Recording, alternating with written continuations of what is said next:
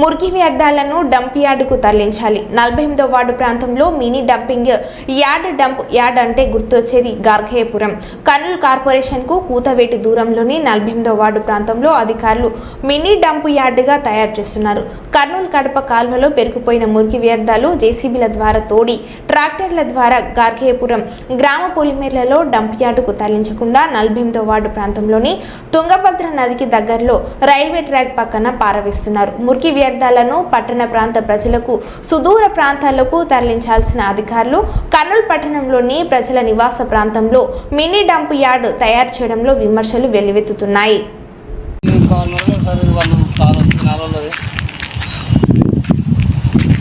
అంత వాసన ఉంది కదా, ఎట్లా చేస్తున్నారు ఈడ?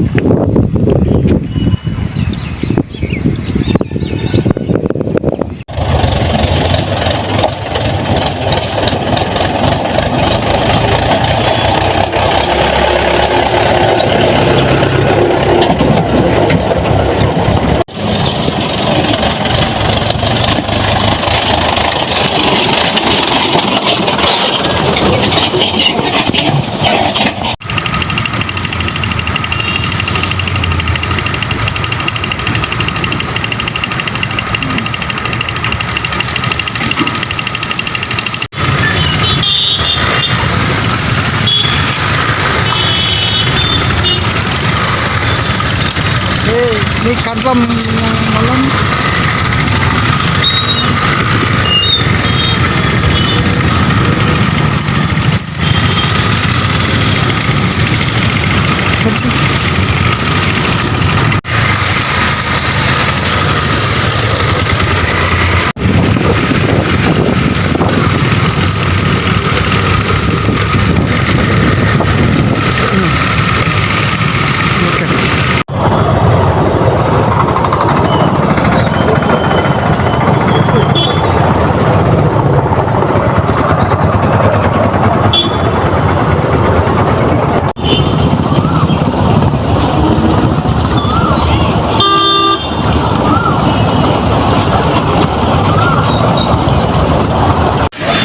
పరిసరాల పరిశుభ్రతని ధ్యేయంగా ప్రతి 3వ శనివారము ఈ గవర్నమెంట్ మున్సిపాలిటీ వారు అదొక ధ్యేయంగా పెట్టుకున్నారు. కాబట్టి ఇప్పుడు వ్యర్థ పదార్థాలను ఏదైనా కానీ